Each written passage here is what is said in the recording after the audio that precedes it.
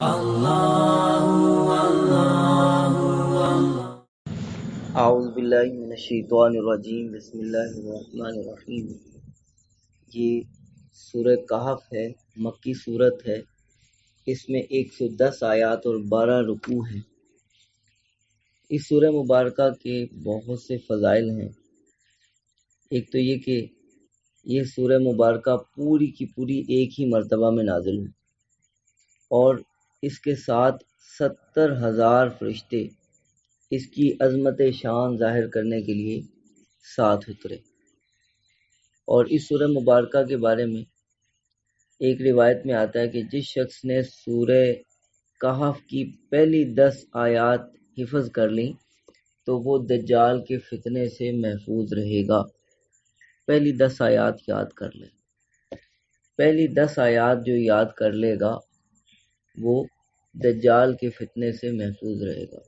اور یہی مضمون بعض دوسری روایات میں سورہ کہف کی آخری 10 آیات کے بارے میں بھی آتا ہے کہ جس نے آخری 10 آیات یاد کر لی وہ دجال کے فتنے سے محفوظ رہے گا۔ اور ایک روایت میں آتا ہے کہ جو شخص سورہ کہف کی پہلی اور آخری 10 آیات پڑھ لے اس کے لیے پاؤں سے لے کر سر تک نور ہو جاتا ہے، کچھ بھی وقت نہیں لگتا، پاؤں سے لے کے سر تک نور ہی نور۔ اور جو شخص پوری صورت پڑھ لے تو زمین سے لے کر آسمان تک نور ہی نور ہو جاتا ہے۔ اور بعض روایات میں یہ آتا ہے کہ جو شخص جمعے کے دن سورہ کہف کی تلاوت کرے تو اس کے پاؤں سے لے کر آسمان تک نور ہی نور ہو جاتا ہے، اس کے اس جمعے سے لے کے پچھلے جمعے تک سب گناہ معاف کر دیے جاتے ہیں اور وہ دجال کے فتنے سے اور ہر طرح کے فتنے سے محفوظ رہتا ہے۔ تو یہ بڑے فضائل ہیں اس سورہ مبارکہ کے، اور اس سورہ مبارکہ کا نام سورہ کہف اس لیے ہے کیونکہ اس میں اصحاب کہف کا تذکرہ ہے۔ اس سورہ مبارکہ کا شان نزول یہ ہے کہ جب نبی کریم صلی اللہ علیہ وسلم کی نبوت کا چرچا مکہ میں بہت زیادہ ہو گیا اور کفار قریش کو بہت زیادہ تکلیف ہونے لگی اور سرداران قریش جو تھے وہ اس پہ مشورہ کرنے لگے، پھر ان میں سے 2 آدمی نضر ابن حارث، عقبہ بن ابی معیط، یہ یہود مدینہ کے پاس گئے اور ان سے مشورہ لینے لگے کہ بتاؤ ہم کیا کریں، ہم میں ایک شخص کھڑے ہوئے ہیں اور وہ نبوت کا دعویٰ کر رہے ہیں، ہم ان سے کیسے نجات پائیں؟ تو انہوں نے کہا کہ ان سے تم 3 سوال کرو، اگر وہ 3 سوالوں کے جواب دے لیتے ہیں تو پھر وہ اللہ کے نبی، تم ان کا کچھ بھی نہیں بگاڑ سکتے، ان کا کوئی مقابلہ تم نہیں کر سکتے، اور اگر وہ 3 سوالوں کا جواب نہیں دے سکتے تو پھر وہ بات بنانے والے ہیں، وہ کوئی اللہ کے نبی اور رسول نہیں۔ 3 سوال انہوں نے پوچھے۔ ایک سوال یہ تھا کہ ان نوجوانوں کے بارے میں بتاؤ جنہوں نے اپنے ایمان کی حفاظت کے لیے غار میں پناہ لے لی تھی، ان کا قصہ کیا ہے۔ دوسرا سوال انہوں نے کیا کہ اس شخص کے بارے میں بتائیں کہ جس نے دنیا کے مشارق و مغارب کا سفر طے کر لیا، پوری زمین کا سفر طے کیا۔ 2 بادشاہ اسلام میں 2 بادشاہ بہت بڑے ہوئے، ایک حضرت سلیمان علیہ السلام اور دوسرے ذوالقرنین۔ کل 4 بادشاہوں نے پوری دنیا پر حکومت کی، ان میں سے 2 مسلمان بادشاہ ہیں اور ان کی جو حکومت ہے وہ کافر بادشاہوں کی حکومت سے بہت آگے کی۔ حضرت سلیمان علیہ السلام کی جو بادشاہت ہے اس کی تو کوئی نظیر اور مثال ہی نہیں، اور حضرت ذوالقرنین انہوں نے زمین کے تمام تر مشارق و مغارب کا سفر طے کر لیا، یہاں تک کہ اس دور میں، اس سائنس کے دور میں جب کہ ٹیکنالوجی بہت زیادہ ایڈوانس ہے، اس وقت بھی لوگ اتنا زمین کے مشارق و مغارب کو نہیں پھر سکتے جن جن جگہوں پہ حضرت ذوالقرنین پہنچے۔ تیسرا سوال ان کا یہ تھا کہ روح کے بارے میں بتائیں کہ روح کیا چیز ہے۔ تو اللہ تعالیٰ نے اس پوری صورت کو نازل کر کے اصحاب کہف کا بھی قصہ پورا بیان فرمایا، اور اسی طرح سے ذوالقرنین کا قصہ بھی بیان فرمایا، اور اس سورہ مبارکہ میں حضرت خضر اور حضرت موسیٰ علیہ السلام کا قصہ بھی آیا ہے۔ روح کے بارے میں مختصر سا ہی بتانا مقصود تھا، اس لیے اس کو سورہ اسرائیل کے اندر ذکر کیا، اور یہاں پر چونکہ واقعات بڑی تفصیل سے بیان کیے گئے، اس لیے روح کے بارے میں یہاں نہیں نازل کیا گیا، ذکر کیا گیا، بلکہ اسے الگ صورت میں جو اس سے پہلے ہے، سورہ کہف سے پہلے سورہ بنی اسرائیل ہے، اس میں تذکرہ کیا گیا کہ روح کیا ہے، اور بڑا مختصر سا جواب، قل الروح من امر ربی، کہہ دیجئے کہ روح میرے رب کا امر ہے۔ سائنس اس کو تسلیم نہیں کر رہی، اس وقت کے جو کافر ہیں، جو انگریز سائنسدان ہیں، یا مختلف مذاہب سے تعلق رکھنے والے، مختلف خطوں سے تعلق رکھنے والے کافر سائنسدان ہیں، وہ ابھی تک روح کو تسلیم نہیں کر رہے، لیکن روح ایک امر ربی ہے۔ اچھا، اس میں ایک بڑا دلچسپ معاملہ یہ ہوا کہ جب کفار نے یہ سوال کیے تو آپ صلی اللہ علیہ وسلم نے فرمایا کہ میں کل ان کا جواب دے دوں گا۔ آپ صلی اللہ علیہ وسلم انشاءاللہ کہنا بھول گئے، اور وہی مؤخر ہو گئی، وہی میں تاخیر ہو گئی، 15 دن بعد وہی نازل ہوئی۔ اب حضرت جبرائیل امین نے ایک ساتھ پیغام یہ بھی دیا کہ جب بھی آپ کسی سے وعدہ کریں تو انشاءاللہ ضرور کہہ لیا کیجیے، یعنی یہ اس کے ذریعے سے گویا آپ کو بھی تعلیم دے دی گئی، اور تمام انسانیت کو، اور اس وقت کے کفار قریش کو بھی اور یہود مدینہ کو بھی یہ تعلیم مل گئی اس کے ذریعے سے کہ حضور اپنی طرف سے کلام نہیں کرتے، بلکہ اللہ کا اتارا ہوا کلام سناتے ہیں۔ اور آپ صلی اللہ علیہ وسلم کو بھی تعلیم دے دی گئی، وَلَا تَقُولَنَّ لِشَيْءٍ إِنِّي فَاعِلٌ ذَلِكَ غَدًا إِلَّا أَن يَشَاءَ اللَّهُ، کسی بھی چیز کے بارے میں یہ نہ کہیے کہ میں کل کر دوں گا، بلکہ یہ کہا کیجیے کہ اگر اللہ نے چاہا تو میں یہ کر دوں گا۔ اب آئیے کہ اصحاب کہف، ان کا واقعہ کیا ہے، کے ساتھ بیان کرتا ہوں۔ الحمدللہ الذی انزل علی عبدہ الکتاب، تمام تعریفیں اللہ کے لیے ہیں جس نے اپنے بندے پر کتاب نازل کی، ولم یجعل لہ عوجا، اور اس میں کوئی کجی نہیں رکھی، کوئی ٹیڑھا پن نہیں رکھا، اس قرآن میں کوئی ٹیڑھا پن نہیں۔ ایسا نہیں ہے کہ ایک جگہ کچھ بیان کیا جا رہا ہے اور دوسری جگہ بالکل اس کی اپوزٹ کوئی چیز آ رہی ہے، ایسا نہیں، اس میں کوئی ٹیڑھا پن نہیں۔ قیما لینذر بأسا شدیدا من لدن، قیما، یہ بالکل سیدھی کتاب، ایک تو مطلب یہ کہ یہ عوجن ہی کی وضاحت ہے کہ اس میں کوئی ٹیڑھا پن نہیں، بلکہ یہ بالکل سیدھا سیدھا کلام ہے، مستقیم کلام بالکل۔ اور دوسرا اس کا یہ معنی بھی ہے قیمن کا نگہبان، محافظ، نگران، کہ جس طرح قرآن کریم خود اپنی ذات میں کامل ہے، یہ دوسروں کو بھی سیدھا راستہ دکھاتا ہے اور ان کو بھی افراط و تفریط سے پاک رکھتا ہے، استقامت پر رکھتا ہے، درستگی پہ رکھتا ہے۔ تو یہ کلام خود بھی کامل ہے اور سیدھا ہے، اور دوسروں کی بھی نگرانی اور محافظت کرتا ہے، اور ان کو بھی سیدھے راستے پہ رکھتا ہے، کسی کجی کی طرف نہیں جانے دیتا، جیسا کہ قرآن کریم کا ایک وصف قرآن ہی میں آتا ہے، ان ھذا القرآن یہدی للتی ہی اقوم، بے شک یہ قرآن وہ راستہ دکھاتا ہے جو بالکل سیدھا ہے، کوئی ٹیڑھا پن اس میں نہیں، اور کوئی وہ لمبا راستہ نہیں، اور کوئی وہ مشکل راستہ نہیں، بالکل آسان راستہ ہے، دشوار نہیں ہے، آسان ہے۔ تو جو قرآن کے اس بتائے ہوئے راستے پہ چلے گا، بھلا بتائیے وہ ٹیڑھا چلے گا یا سیدھا چلے گا، اور وہ نقص کی طرف جائے گا اور وہ برائیوں کی طرف جائے گا، یا وہ خیر اور بھلائیوں کی طرف جائے گا؟ یقیناً وہ بھی کمالات ہی کی طرف جائے گا۔ تو یہ کلام، اس میں اللہ تعالیٰ نے کوئی ٹیڑھا پن نہیں رکھا، قیمن، یہ بالکل سیدھا ہے، بالکل ٹھیک ہے، اور دوسروں کو بھی کمالات کے راستے پہ لے کے آتا ہے۔ لِيُنذِرَ بَأْسًا شَدِيدًا مِّن لَّدُنْهُ، تاکہ وہ ڈرائے اس کے ذریعے سے اپنے پاس سے، بأسًا شدیدہ، ایک سخت عذاب سے۔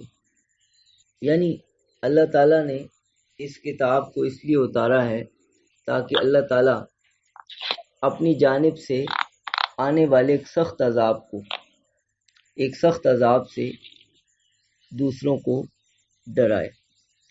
وَيُبَشِّرَ الْمُؤْمِنِينَ الَّذِينَ يَعْمَلُونَ الصَّالِحَاتِ أَنَّ لَهُمْ أَجْرًا حَسَنًا، اور مومنین کو یہ خوشخبری سنائے، ان مومنین کو جو نیک اعمال کرتے ہیں، أَنَّ لَهُمْ أَجْرًا حَسَنًا، کہ ان کے لیے بہت اچھا اجر ہے۔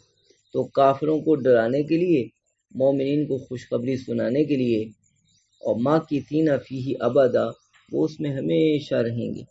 وَيُنذِرَ الَّذِينَ قَالُوا اتَّخَذَ اللَّهُ وَلَدًا، اور تاکہ اللہ تعالیٰ ڈرائے ان لوگوں کو بھی جنہوں نے کہا کہ اللہ نے اولاد بنا لی۔ جیسے جو یہود تھے وہ کہتے تھے حضرت عزیر اللہ کے بیٹے، عیسائی کہتے تھے عیسیٰ علیہ السلام اللہ کے بیٹے، مشرکین کہتے تھے فرشتے اللہ کی بیٹیاں ہیں۔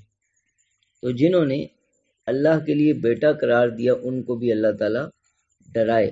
ما لہم بھی من علم ولا لآبائہم، نہ تو ان کو اس کا علم ہے اور نہ ان کے باپ داداؤں کو۔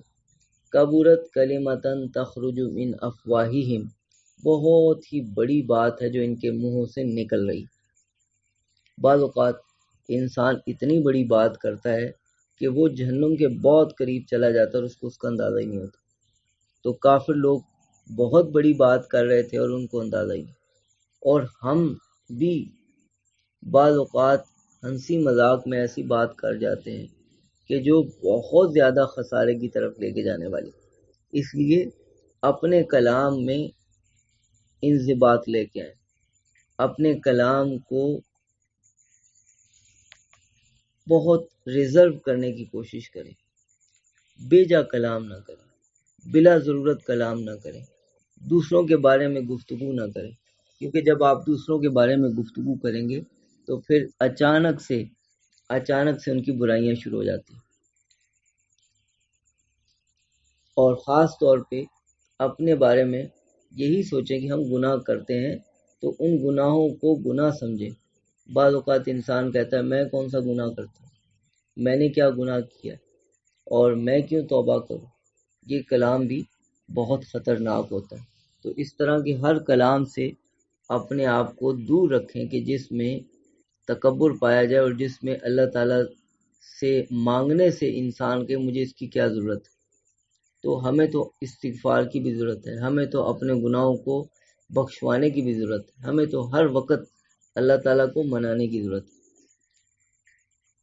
تو ایسی ہر بات سے بچنا، گریز کرنا جو جھوٹ پر مشتمل ہو اور اللہ کے ہاں ناپسندیدہ ہو۔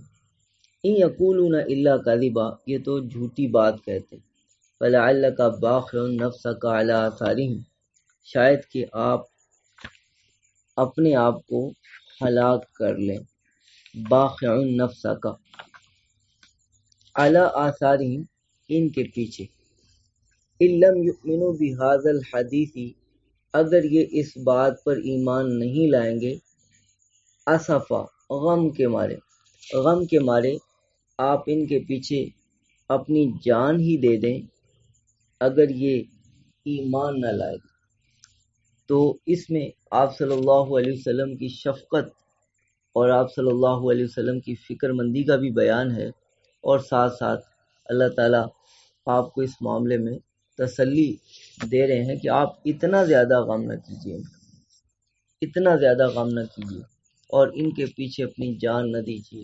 انا جعلنا ما علی الارض زینۃ لہا، بے شک جو کچھ بھی زمین پر ہے ہم نے اسے زمین کے لیے زینت بنایا ہے، لنبلوہم ایہم احسن عملا، تاکہ ہم انہیں آزمائیں کہ کون اچھے عمل کر کے آتا ہے۔ ہر ایک کا امتحان ہے یہاں پر، کسی کو زیادہ دے کر آزمایا ہے، کسی کو اللہ تعالیٰ نے کم دے کر آزمایا ہے، کسی کو اللہ تعالیٰ نے صحت اور جوانی اور بڑی جسم کی مضبوطی دے کر آزمایا، اور کسی کو اللہ تعالیٰ نے بیماری، کمزوری اور بعض اوقات اس کے اندر وہ خوبصورتی نہیں ہے جو دوسروں کے اندر ہے۔ تو یہ سب چیزیں دے کر اللہ تعالیٰ نے بعض اوقات لوگوں کو آزمایا، اور ہر چیز ہی زمین پر زینت ہے۔ یہ سانپ بچھو، سوال ہوتا ہے سانپ بچھو ان میں کہاں زینت؟ تو مجموعہ عالم کو دیکھیں تو زینت ہے۔ اگر سانپ بچھو نہ ہوتے تو آپ کو تتلیوں کی اور فاختہ کی اور خرگوش کی اور پیرٹس کی، طوطوں کی خوبصورتی کیسے معلوم ہوتی؟ اگر کفر نہ ہوتا تو توحید کی خیر اور توحید کی بھلائی کیسے آپ کو معلوم ہوتی؟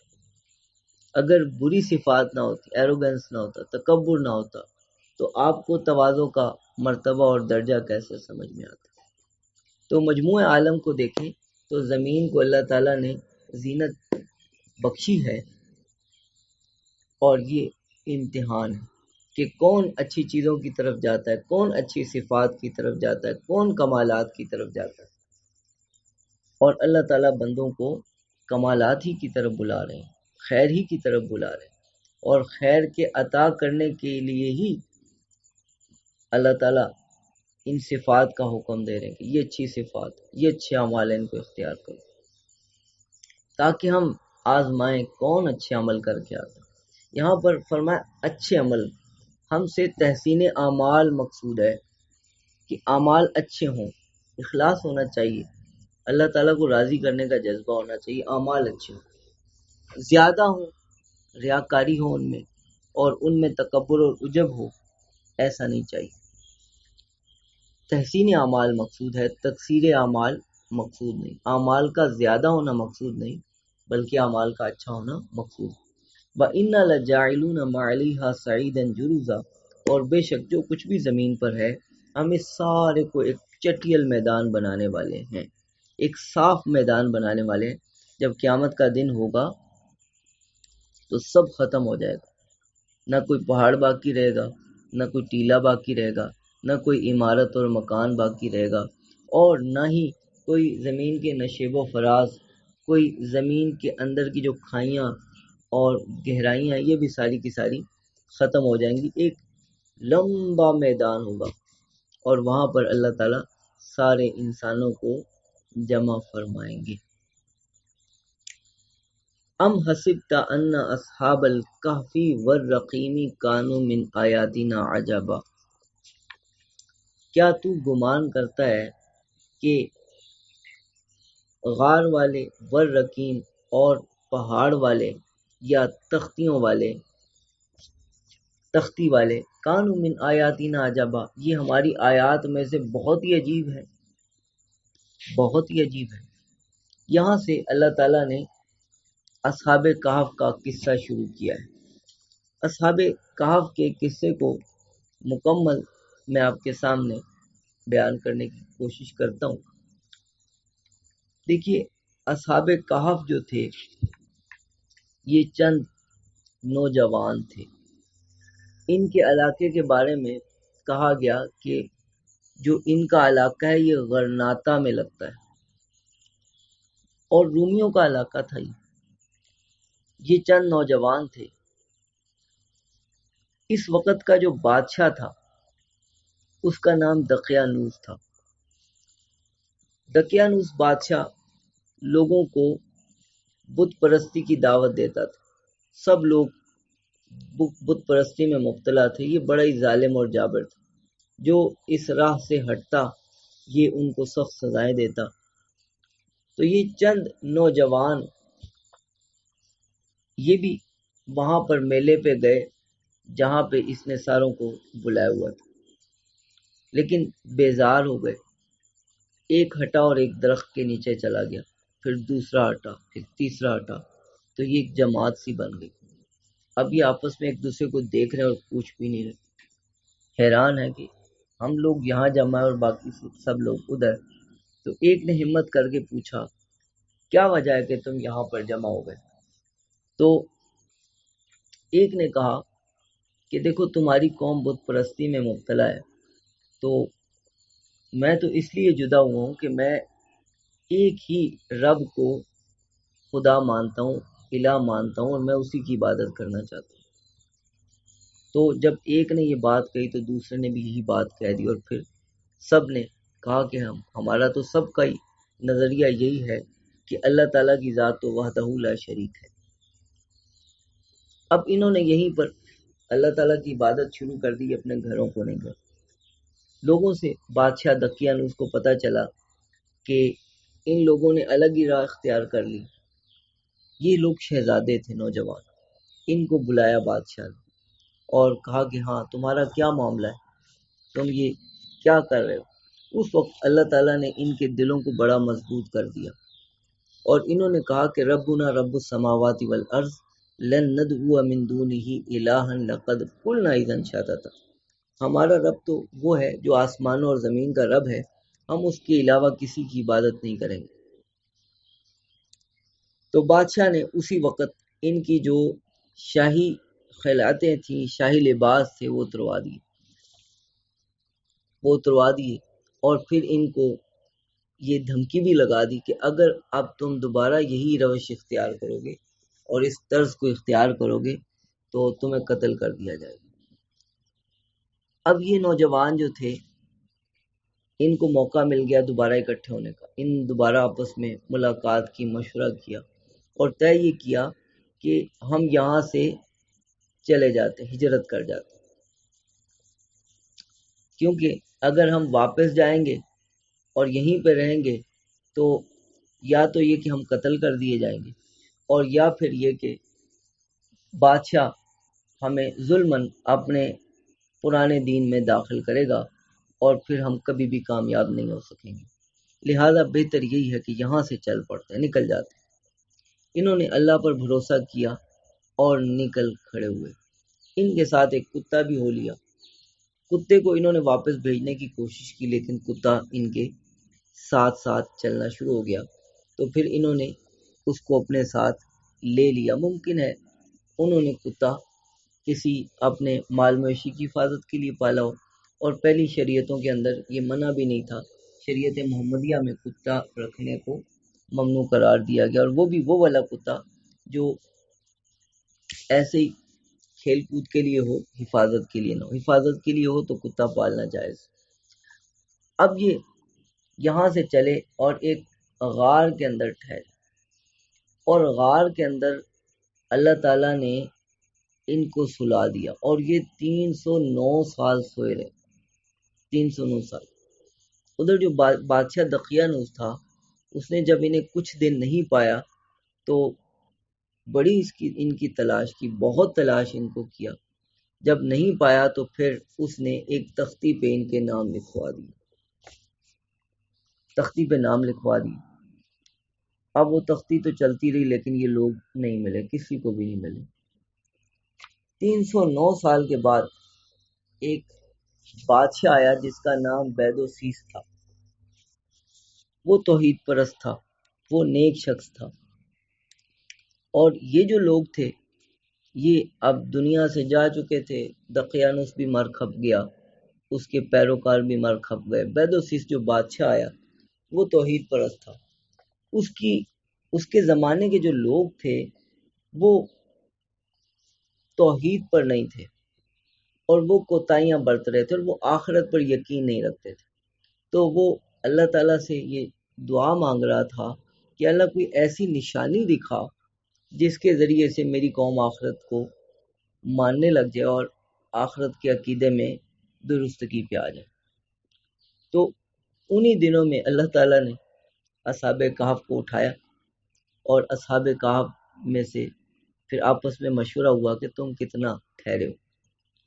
تو کسی نے کہا ایک دن یا آدھا دن، اور ایک جماعت نے کہا کہ اللہ تعالیٰ ہی بہتر جانتا ہے جتنا تم ٹھہرو، کیونکہ انہوں نے اپنے ناخن بڑے ہوئے دیکھے اور اپنے بال بھی بڑے ہوئے دیکھے، تو جو اپنی حالت کو دیکھا تو انہیں ایسے ہی لگا کہ اللہ ہی بہتر جانتا ہے، اور یقیناً یہی گروہ درستگی پر تھا، اور اللہ تعالیٰ نے بھی ان کے بارے میں فرمایا کہ یہ لوگ زیادہ جاننے والے تھے، یہ زیادہ سمجھنے والے تھے معاملے کو۔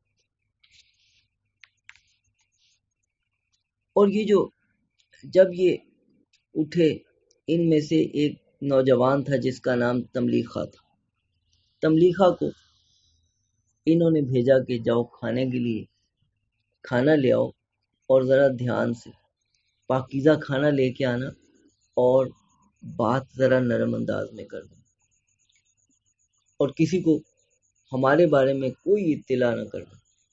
اب جب وہ ہوٹل پہ پہنچا اور وہاں سے خریداری کرنے لگا تو سکے دیے، سکے 309 سال پرانے، تو جو وہاں کے لوگ تھے انہوں نے اس کو پکڑ لیا کہ تمہارے ہاتھ خزانہ لگا، وہ پکڑ کے بادشاہ کے پاس لے گئے۔ بادشاہ نے اسے ساری تحقیق کی، تو اس نے جب اپنا واقعہ سنایا تو بادشاہ کے بھی رونگٹے کھڑے ہو گئے، اور اس نے اس کا بڑا احترام کیا، اس سے نام پوچھا، تختی نکالی، تملیخہ اس میں بھی آ رہا تھا، اور پھر وہ اس اللہ تعالیٰ کی اس قدرت کے اوپر وہ بہت زیادہ متاثر ہوئے، اور وہ اپنے لوگوں کے ساتھ مل کر ان غار والوں کے ساتھ ملنے کے لیے بھی آیا، اپنی قوم کو بھی سمجھایا کہ دیکھو تم لوگ آخرت کے منکر ہو، قیامت کے دن کے منکر ہو، اور یہ دیکھو اللہ تعالیٰ نے ان نوجوانوں کو 309 سال سلائے رکھا، اور یہ بالکل صحیح سلامت ہیں اور بالکل ٹھیک۔ پھر یہ بادشاہ وہاں پر پہنچا، کچھ روایات میں یہ آتا ہے کہ تملیخہ نے اجازت لی اور کہا کہ میں ان اپنے ساتھیوں کو بتا دوں تاکہ وہ ڈر نہ جائیں، اور انہیں بتایا، وہ لوگ بھی بہت خوش ہوئے، انہوں نے بادشاہ کی بڑی تعظیم کی، اور پھر وہ اپنی غار میں چلے گئے، اور پھر بادشاہ باہر تھا ملاقات ہونے کے بعد، اور پھر اللہ تعالیٰ نے ان کے اوپر موت طاری کر دی۔ بعد میں یہ لوگ اس جگہ کو تلاش کرتے رہے، لیکن جگہ انہیں نہیں مل سکی، اور وہ اصحاب الکہف دوبارہ ان سے کوئی ملاقات نہیں ہو سکی۔ اور زیادہ روایات میں یہ آتا ہے کہ بادشاہ کی ان سے ملاقات بھی نہیں ہوئی، تملیخہ اندر گیا اور سب لوگ بیٹھے ہوئے تھے، ان پر اسی وقت اللہ تعالیٰ نے موت طاری کر دی، وہ لوگ مر گئے، اور بادشاہ ان کو تلاش کرتا رہا لیکن وہ نہیں مل سکے۔ تو اس کے ذریعے سے، اس واقعے کے ذریعے سے اللہ تعالیٰ نے ان لوگوں کی ہدایت کا بھی سامان کر دیا جو بید و شیش کے زمانے میں تھے، اور ان لوگوں کا ایمان بھی اس ہجرت کے ذریعے سے محفوظ ہو گیا۔ ہم سب کو ایک غار کی ضرورت ہوتی، ایک غار کی ضرورت ہوتی جس کے ذریعے سے ہم اپنا ایمان محفوظ کر لیں۔ وہ مدارس سے تعلق ہے، وہ علماء سے تعلق ہے، وہ کسی نہ کسی طریقے سے، کسی نہ کسی انداز میں دین کی باتیں سنتے رہنا، اللہ کے قرآن کو سنتے رہنا، نبی کریم صلی اللہ علیہ وسلم کی تعلیمات کو سنتے رہنا، یہ ہمارا حصہ ہے، ہمیں اس کو وصول کرنا چاہیے، یہ ہماری وراثت ہے۔ اللہ تعالیٰ نے ہمیں یہ کتاب دی، ہم سب اس کے وارث۔ اللہ تعالیٰ فرماتے ہیں ثم اورثنا الکتاب الذین اصطفیناہ من عبادنا، ہم نے اس کتاب کا وارث بنایا ان لوگوں کو جن کو ہم نے چنا ہے۔ قرآن حضرت عیسیٰ علیہ السلام کے زمانے کے دور میں لوگوں کو تو نہیں ملا، موسیٰ علیہ السلام کے زمانے میں لوگوں کو تو نہیں ملا، نوح علیہ السلام کے زمانے میں لوگوں کو تو نہیں ملا، یہ ہمیں ملا ہے، ہم سب چنے ہوئے۔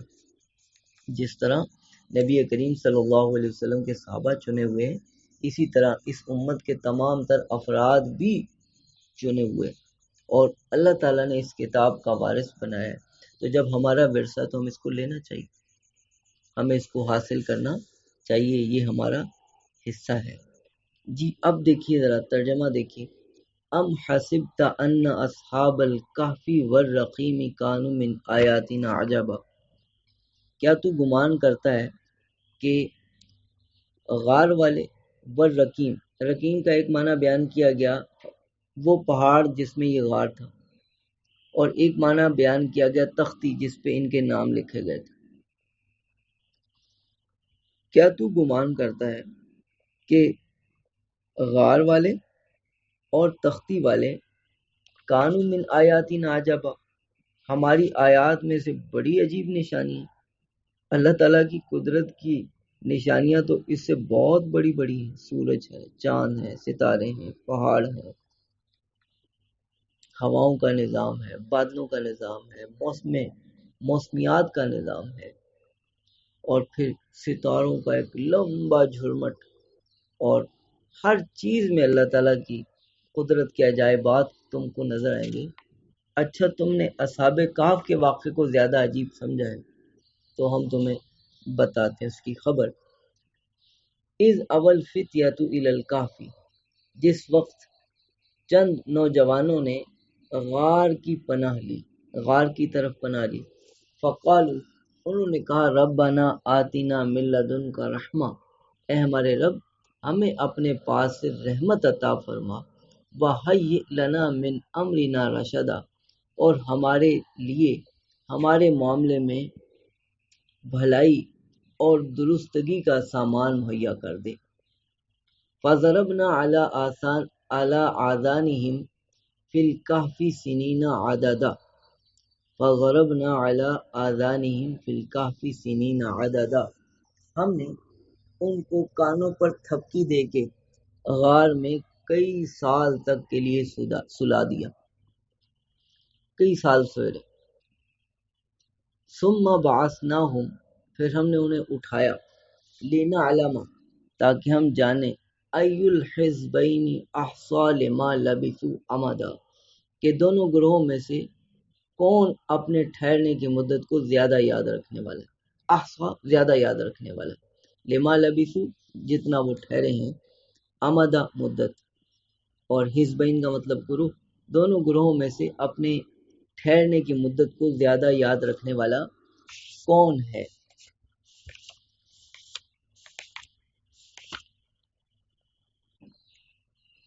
تو اس طرح سے یہ پہلی 12 آیات سورہ کہف کی مکمل ہوئی اور ایک رکوع مکمل ہوا۔